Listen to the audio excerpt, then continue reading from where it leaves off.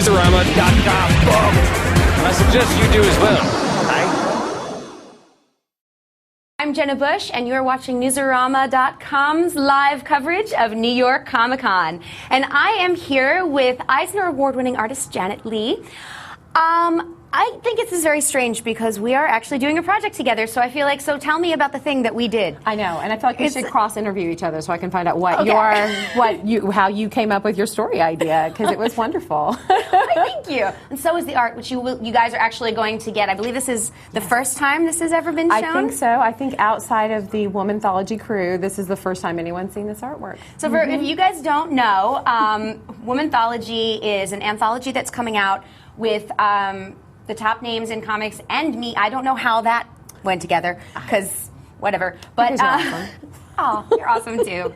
I think we should just sit there. That's what we should do. That should be the whole thing. It'll be boring for others, but we'll enjoy it. Yes, so. we will. Yes, we will. But it's all women, and it's actually given a lot of new artists and new writers voices. Exactly. Which is really cool. And I think it was fun to get to work with an all-woman crew too. It was just interesting. Yeah. And it's a really cool project because are we the most successful Kickstarter? Might be. Yeah, it might be. We had to raise $25,000 in 30 days, and we did over $109,000 in 30 days. Yeah, so I think there'll be a second volume later on. Maybe. I'm thinking so. Yes. Yes, and we'd like to be part of it. We would, yeah. Plugging now. That's right. So, all right. So I actually want to focus on the art. So I have a co-writer for this, Rachel Panditch. Hi, Rachel. We wish she could be here. Really wish. She's absolutely amazing, and we based this on the Ladybird. I'm sure you guys have heard it. Ladybird, fly away home. Your house is on fire, and your children, they will burn. Which is a little strange. Well, most nursery rhymes are actually kind of dark at their heart, right? Oh, yeah. You know, ring around the rosies about pox. So you know, that's the same as ice cream. It is, exactly. It is. So, well, let's show a little bit more of the art. I know we just had a shot of it, but do you want to switch pages and see others? Yeah. All right. So this is a 4-page story, and I know you actually had said when we started working on this that you had somebody who does period costumes. I do. I have a very good friend, Sarah Harvey, who is a teacher of costume history at a local college. And when I started working on Emma for Marvel Comics, she gave me an entire library of costuming books, which is incredibly helpful. So I used them too when we started working on Ladybird, which is about 100 years later than Emma, but it still had all the costume notes I needed for things, which is really helpful. Yeah, I was actually loving the costumes. I don't know if we can get a shot of this.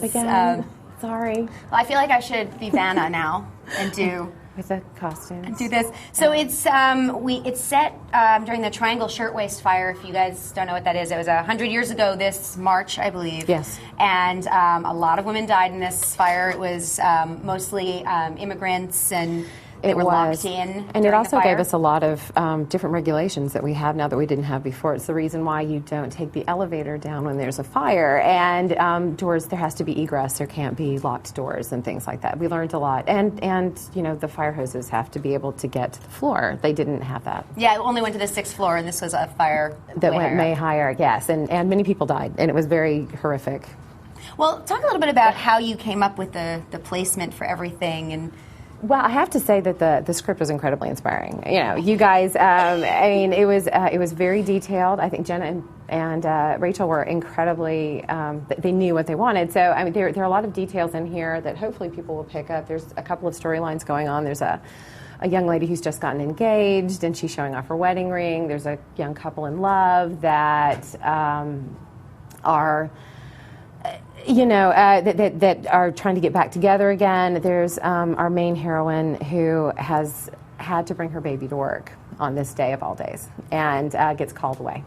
So, that was a very sort of affecting thing. It was. Well, and it informed a lot of the way I did the placement of panels, but I did want to make it sort of fairy tale, so even though we only had 4 pages to do it, I decided that we were going to have gargoyles at the top of every panel to make it a little stereotype.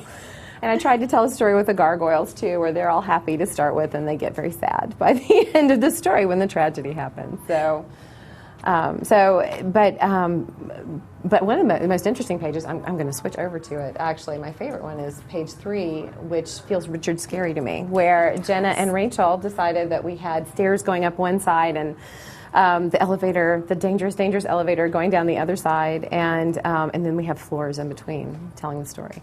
Yeah, I mean, I actually loved doing this, but what I really liked about working with you is that your art is so rich, and having seen Dapperman and Emma and all of this, I mean, when you're writing it, you just think of all these little details to put in because you know that they're going to show up on the page. Well, hopefully so. I tried really hard. I kind of have this little dream that we get to do it again in bigger scale, and we get to do it with maybe decoupage instead, because I would love to start sticking in.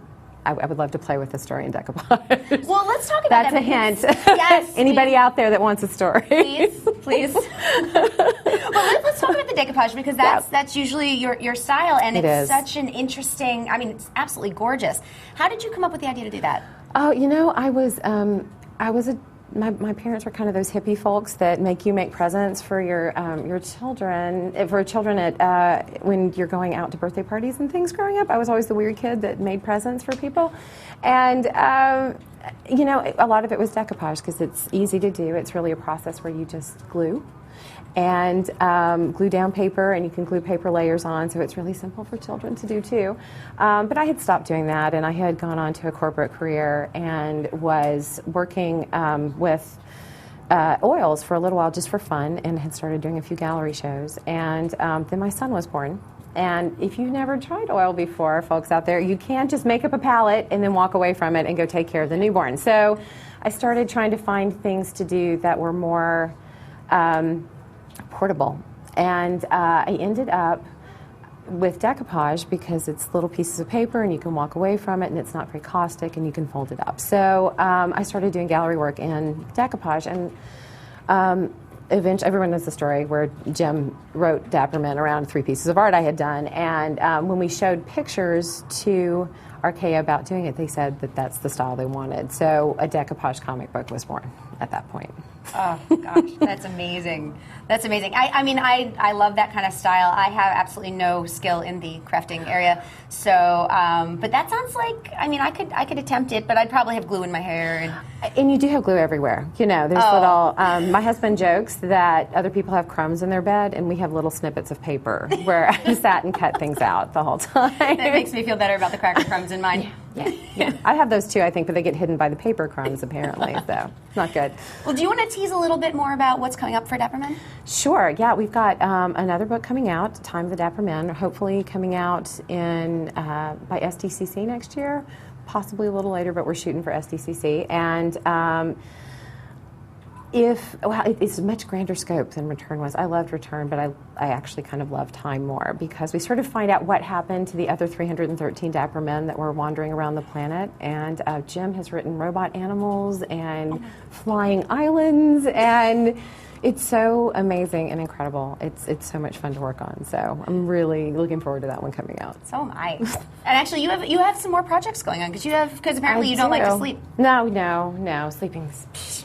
I finished Emma for Marvel. I'm working on Northanger Abbey right now for them, which I hadn't read in a long time. It's one of my favorites, my new favorites now. And beyond that, hoping to get Womanthology, just a couple of other little things on the way. But I would love to have an extra job where Jenna and I are working on a Womanthology story. Expanded. Yes, Say it again. I would also like this.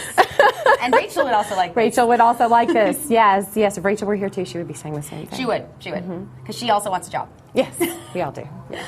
Well, thank you so much for coming in. And that's, wow, that was it's strange to tell me about the thing that we worked on together. I know. We didn't get to ask you how you did with it, but we'll do that next time. I'll just say my room burned down in college, so the fire story totally worked.